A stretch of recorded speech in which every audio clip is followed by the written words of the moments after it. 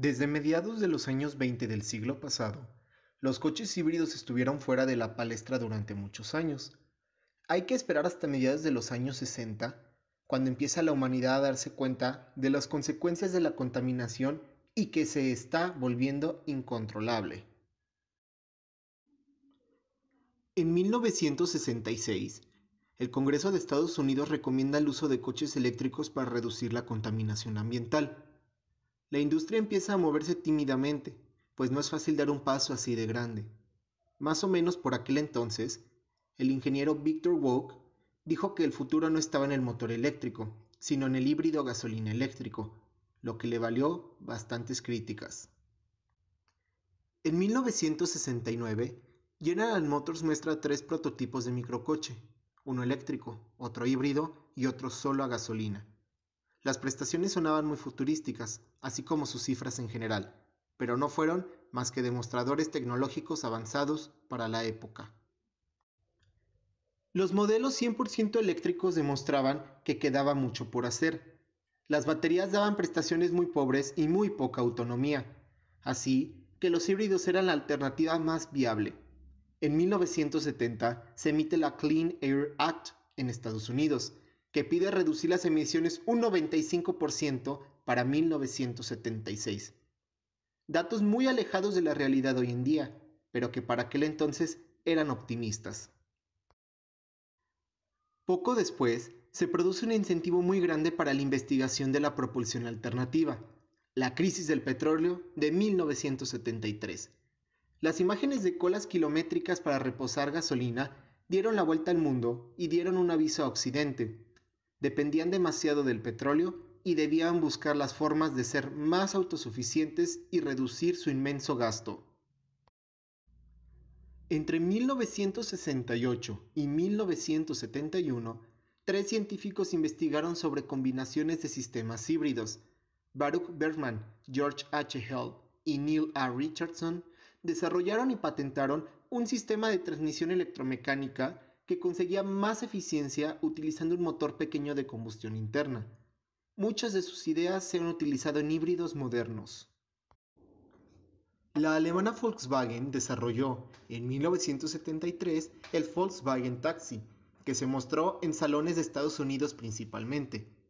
El taxi tenía la habilidad de funcionar tanto con gasolina como con motor eléctrico alternativamente o los dos a la vez, logrando más eficiencia que ningún híbrido hasta la fecha. Recorrió casi 13.000 kilómetros en pruebas. En 1973, Victor Wook y Charlie Rosen construyen un prototipo de híbrido sobre un Buick Skylark 1972, cedido por General Motors. Se eligió ese modelo por el volumen que tenía su vano motor. Dentro alojaron un motor eléctrico de 20 caballos y un motor rotativo del Mazda RX-2. No llegó a superar los 136 km por hora en las pruebas debido a unos traqueteos estructurales. Entre 1968 y 1971, tres científicos investigaron sobre combinaciones de sistemas híbridos. Baruch Bergman, George H. Held y Neil A. Richardson desarrollaron y patentaron un sistema de transmisión electromecánica que conseguía más eficiencia utilizando un motor pequeño de combustión interna. Muchas de sus ideas se han utilizado en híbridos modernos. Mientras Victor Wong intentó mostrar las bondades de la tecnología durante años, en General Motors el desarrollo continuó en pequeños pasos. En cambio, en Japón, Toyota empezó en el desarrollo de coches híbridos también, mostrando en 1976 el Toyota GT Hybrid Concept. General Motors invirtió mucho dinero en investigaciones, creyendo que los eléctricos e híbridos se impondrían a corto plazo. A finales de la década de los 80 se presenta el Audi Duo, basado en el Audi 100 Avant 4.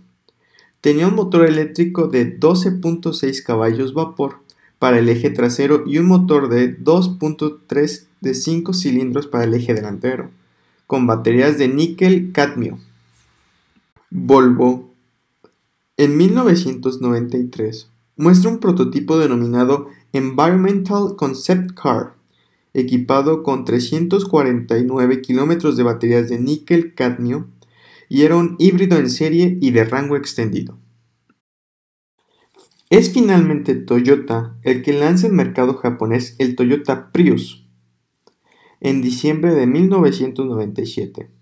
Es el primer híbrido de producción masiva del mundo. Es un híbrido puro, con una cantidad muy elevada de soluciones técnicas innovadoras. El primer año de ventas fue un éxito, 18,000 unidades. A finales del 2000 se vendió en otros mercados con algunos cambios.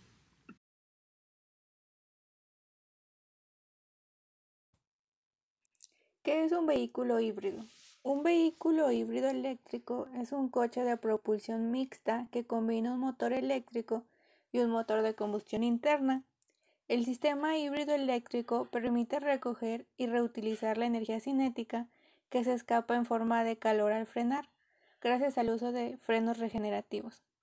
La combinación de un motor de combustión operando siempre a su máxima eficiencia y la recuperación de energía del frenado hace que estos vehículos alcancen un mejor rendimiento que algunos vehículos convencionales, especialmente en ciudades muy transitadas, donde se concentra la mayor parte del tráfico, de forma que se reduce significativamente tanto el consumo de combustible como las emisiones contaminantes. Aunque actualmente este sistema se utiliza en algunos vehículos no híbridos de alta gama. Algunos automóviles híbridos son el Prius, Corolla y Camry de Toyota. Configuraciones. De acuerdo a cómo se dispongan los acoplamientos del motor eléctrico y el motor de combustión interna, existen varias arquitecturas en el sistema de tracción. Las configuraciones más populares son la configuración en serie y la configuración en paralelo. La configuración en serie es la más utilizada en este tipo de autos.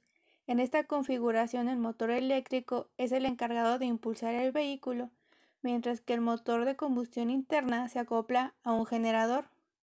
El conjunto motor-generador tiene la función de ampliar el rango de funcionamiento del vehículo, logrando aumentar la capacidad de desplazamiento del mismo.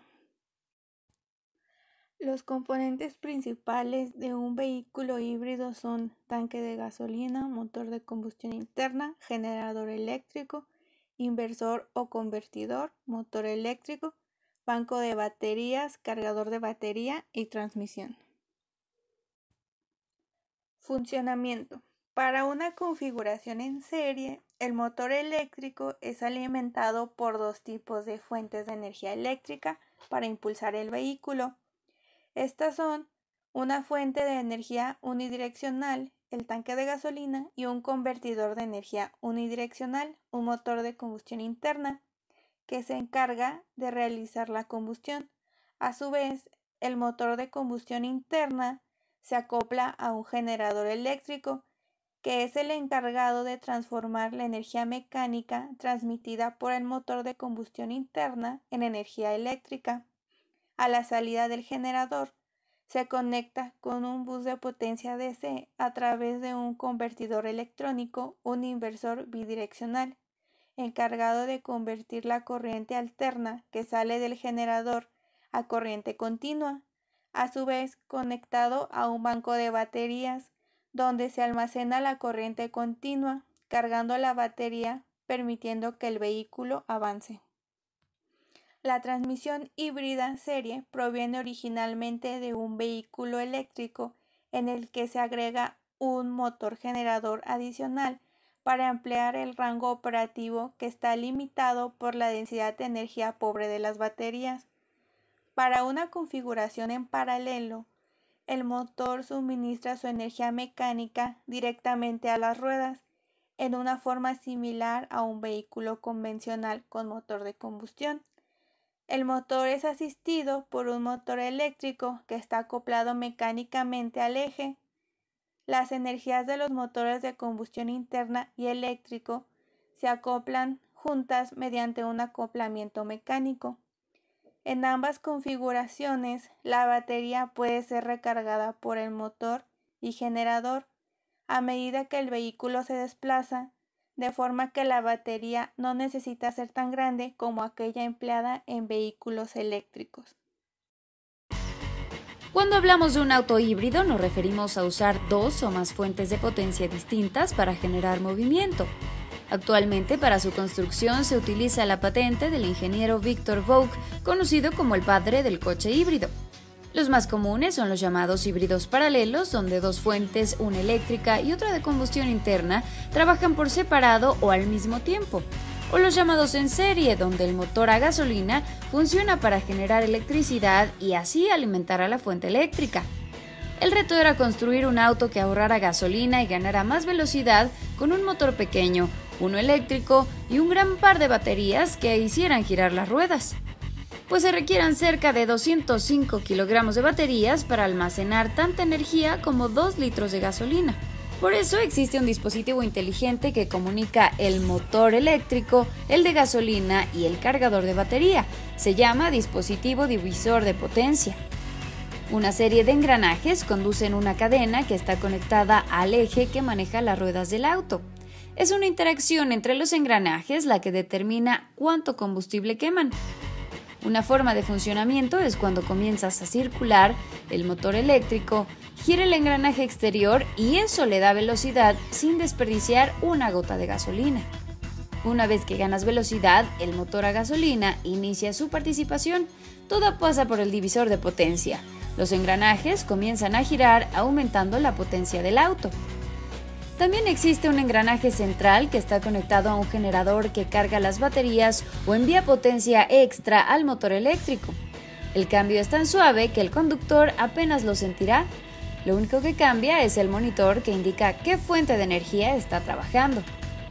Además, la energía cinética que se produce en las llantas a la hora de frenar se envía a las baterías para recargarlas por los llamados frenos regenerativos. También existen los autos eléctricos recargables que se llenan de energía por medio del mismo funcionamiento o los enchufables que necesitan conectarse a una red eléctrica. En un vehículo híbrido, el consumo de combustible se reduce de un 20 hasta un 60%, disminuyendo así la emisión de gases contaminantes al ambiente. La desventaja es que tienen menos potencia que los convencionales, es más pesado por la inclusión de un segundo motor y las baterías. Los países que lideran la circulación de vehículos híbridos en sus carreteras son Estados Unidos y Japón, mientras que las marcas más vendidas son Toyota, Honda y Ford. Ahora que ya sabemos qué es una configuración híbrida en un auto y cómo funciona, tenemos que entender los diferentes tipos de autos híbridos que existen actualmente. Estas categorías se clasifican por el tamaño de la batería y la potencia del motor. En la primera categoría tenemos los mild hybrid, o también conocidos como microhíbridos. Estos vehículos cuentan con un motor eléctrico de baja potencia, que es colocado al final de la marcha, y por ser un motor pequeño no es capaz de mover el auto por sí solo, por lo que la función de este motor es meramente de apoyo. Es decir, agrega un extra de potencia al motor de combustión, suaviza el arranque y el ahorro de combustible es mínimo. En el segundo escalón tenemos a los híbridos enchufables. Esta categoría podemos decir que es algo sencilla, porque son similares a un híbrido convencional, con la diferencia que nos la señala su mismo nombre, y es que se puede enchufar a una toma de corriente, y así poder cargar la batería cuando el auto no está en uso. Y como podemos cargar la batería a una corriente externa, esto nos permite tener una batería más grande, y por ende un motor más potente, lo que nos daría una mejor autonomía al vehículo al usar el motor eléctrico, para moverse entre 2 km a una velocidad aproximadamente de 60 km por hora. Puede que no suene mucho, pero los resultados los demuestran en el ahorro de combustible. Ahora, seguimos con la categoría más potente, que son los full hybrid, o también conocidos como híbridos puros. Por el nombre es fácil deducir que contamos con un motor más potente y una batería con un tamaño importante. Lo que vamos a obtener será un modo de manejo en el que podemos mover el auto solamente con el motor eléctrico, al igual que poder encenderlo. Esto con una autonomía de 3 a 5 kilómetros, aunque prácticamente podemos decir que ahora el motor de combustión es quien funciona como auxiliar al motor eléctrico para poder cargar la batería, y no solo mover al auto. Aquí también existen los full hybrid enchufables, que aumentan la batería y aumenta la potencia del motor, y gracias a estos aumentos conseguimos una mayor autonomía del vehículo. Esto por un poco más de 5 kilómetros solo utilizando el motor eléctrico, a una velocidad de 70 kilómetros por hora. Pero esta autonomía no solo se obtiene aumentando la batería y el motor, sino que también se agrega un sistema de recarga mediante el acceso de la red eléctrica. ¿Por qué seguimos usando los motores de combustión interna para vehículos de transporte? Existen dos principales razones. La número uno es la gran capacidad que tienen los combustibles de almacenar energía en un volumen muy pequeño, que es la densidad energética del isoctano, que es de 44.7 megajoules sobre kilogramo. Esto permite una autonomía muy buena para vehículos que tienen que recorrer grandes distancias. La número dos es la estructura de la industria automotriz que ya está desarrollada. Dentro de los ciclos utilizados en motores de combustión interna resaltan el ciclo Otto, Diesel y Atkinson, ya que son utilizados en vehículos híbridos. El ciclo Otto toma como punto de partida el ciclo Otto reversible. El ciclo ideal está formado por dos procesos isocóricos de combustión de 2 a 3 y enfriamiento de 4 a 1, y otros 12 adiabáticos, compresión de 1 a 2 y carrera de potencia de expansión de 3 a 4. Durante los procesos de admisión y escape, el trabajo que se ejerce sobre el sistema es nulo. Ciclo diésel. Parte de un modelo reversible para el ciclo diésel. El ciclo ideal está formado por un proceso de combustión isocórica de 2 a 3, un proceso de combustión isobara de 3 a 4 y enfriamiento de 5 a 1, y otros dos adiabáticos de compresión de 1 a 2 y carrera de potencia de expansión de 4 a 5. Ciclo Atkinson. Fue descubierto por James Atkinson en 1882 como alternativa para ciclo de potencia, intentando esquivar las patentes de ciclo Otto para motores de gasolina. Este ciclo existe desde hace mucho tiempo y no ha sido utilizado en los sistemas de transporte hasta el momento. Recientemente, en los últimos años, debido a sus características de desempeño, se ha puesto en práctica en vehículos híbridos. Parte de un modelo reversible para el ciclo Atkinson. El ciclo ideal está formado por un proceso de combustión isocórica de 2 a 3, un enfriamiento isocoro de 4 a 5 y enfriamiento isobaro de 5 a 1, y otros dos adiabáticos de compresión de 1 a 2 y carrera de potencia de expansión de 3 a 4. Durante los procesos de admisión y escape, el trabajo que se ejerce es nulo. Como se puede apreciar, el ciclo Atkinson es similar al ciclo Otto, pero con la expansión más grande que la compresión. De esta manera se consigue un aumento de rendimiento a expensas de una disminución de potencia comparado con